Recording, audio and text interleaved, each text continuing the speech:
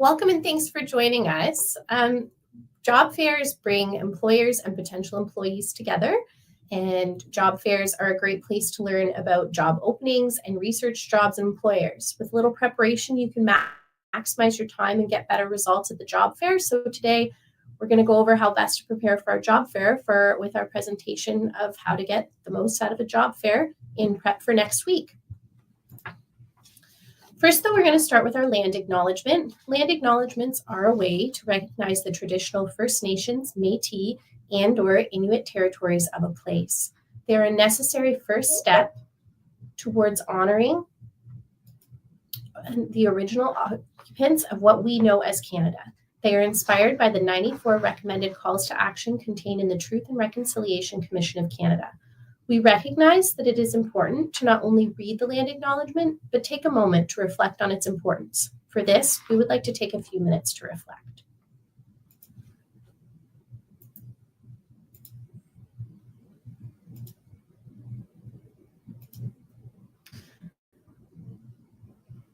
So here at CK Jobs, we connect job seekers with meaningful opportunities and provide the tools needed for career growth. We have skill development workshops, employment placement, wellness programs, and workforce events. So right now we're in Workforce Week, which is lasting from February 24th through March 5th. There's a QR code on the screen here that can be scanned to take you to the Eventbrite website page that lists all of the events that are taking place throughout the week. Some of the events are Reimagining Workplaces, Succeeding Through Disability Inclusion, Finding Your Next Career with Better Jobs Ontario Grant, How to Get the Most Out of a Job Fair, which is what you're attending now, Early Childhood Education and Exciting Careers Waiting for You, Your Career Journey Navigating International Credential Recognition, Revolutionizing Your HR, Cost-Effective Solutions for Small Enterprises, and Careers Within CK, Exploring Opportunities, and then, of course, our job fair. We do have the website at the bottom of the page as well if the QR code doesn't work for you. So Workforce Week is culminating on March 5th with the job fair at the John D. Bradley Center on Richmond Street.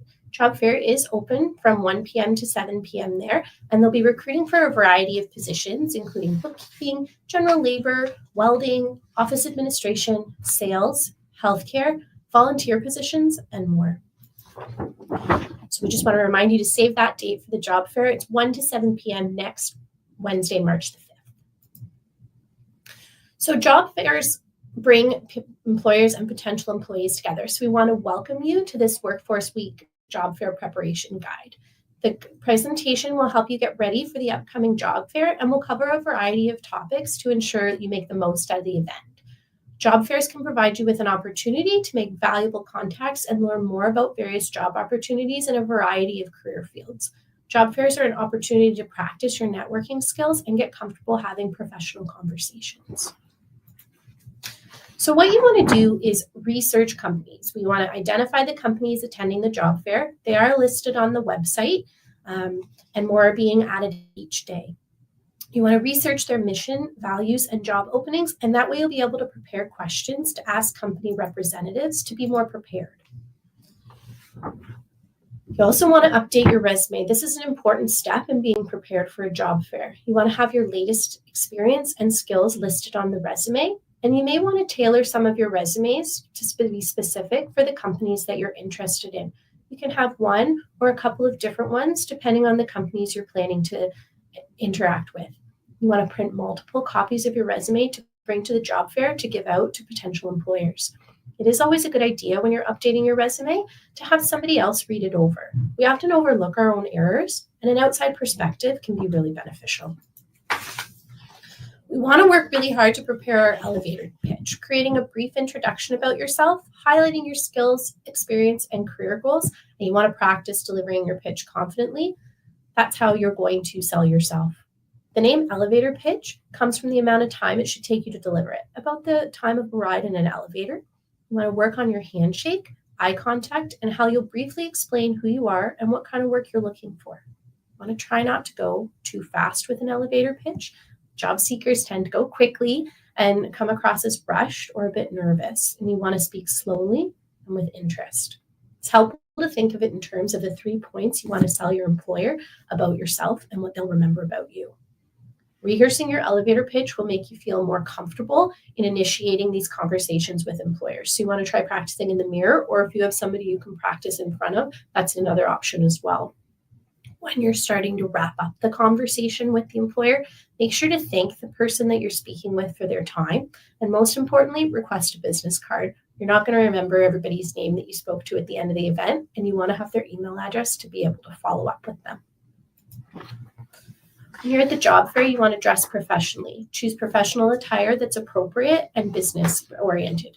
Ensure your clothes are clean and well fitted, and pay attention to grooming and personal hygiene, because these are things that employers are going to remember about you. When you're attending the job fair, you want to try and bring the necessary materials, copies of your resume, a notepad and pen for taking notes, and a portfolio or folder to keep your documents organized, and also to hold on to all those business cards that we're suggesting that you collect. Want to bring a couple of extra pens, because there's nothing worse if yours goes missing or stops working during the event. Don't want to add any extra stressors to yourself. The job fair is taking place from 1 p.m. to 7 p.m. and you want to give yourself a lot of extra time. Please plan to arrive early at the job fair and allow time for parking, and there is a registration process. And then once you have that extra time, you can familiarize yourself with the venue. If you're comfortable with the venue layout, you'll feel less rushed and hopefully more at ease with meeting with the employers.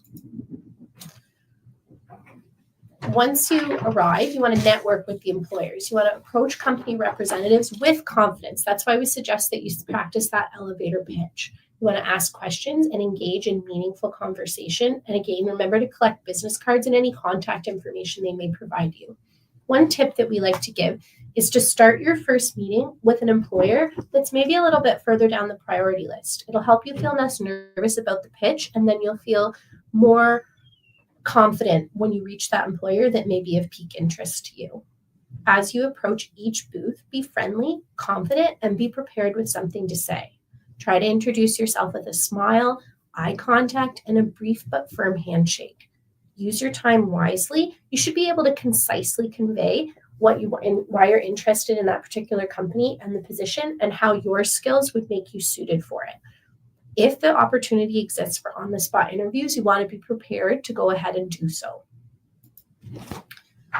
When the job fair is over, you do want to follow up so that employers know that you're interested. You want to send thank you emails to company representatives you spoke with.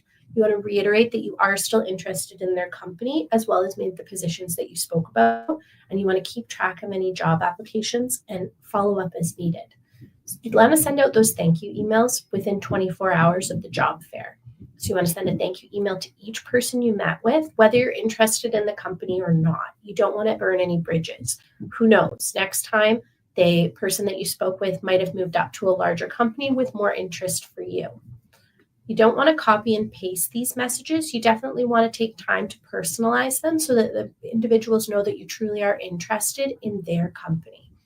It isn't always easy to stand out at a career fair because there are so many people there, but if you arrive prepared and organized, approach booths politely and well practiced, follow up, you'll already be ahead of the pack. So we did have some questions that have come in, so I do want to take time to answer those, and then if anybody has any additional questions, you can go ahead and type those in the box and we'll answer those as well if any have come up. Will there be a place to make copies of my resume if I need extra while there? Absolutely. There's a CK Jobs booth, and if you come to the CK Jobs booth, you can feel free to come there and we can assist you with getting some additional resumes or materials that you may require. Will there be employers hiring summer students at the job fair? Yes, the job fair is not just for main employment. There will be multiple companies hiring for summer students, internships, and co-op positions. There will also be high school student opportunities to connect with nonprofits looking to recruit volunteers for those high school students to get their 40 volunteer hours in. What types of positions are employers recruiting for? So you can visit our ckjobs.ca/workforce week website for a full list, or scan that QR code earlier in the presentation. Employers will be hiring for positions in finance, office admin, general labor, AZ drivers, welding, nursing, PSWs, and even more. We also have education and training booths to learn how to gain new skills or adapt to a new career. And as mentioned, we have a volunteer section where organizers are recruiting for volunteers as well as paid positions. Do you need to register for the job fair? Yes, so please register for the job fair. All job seekers will be able to digitally connect with employers, but only if they register through our Eventbrite on the website at ckjobs.ca/workforceweek. You can also register when you arrive at the job fair between the 1 and 7 p.m. timeframe, so there is an opportunity there. Just going to take a moment to see if there are any additional questions in the chat. And at this time, I am not seeing any additional questions, so I'll just pause for a moment in case anything comes in.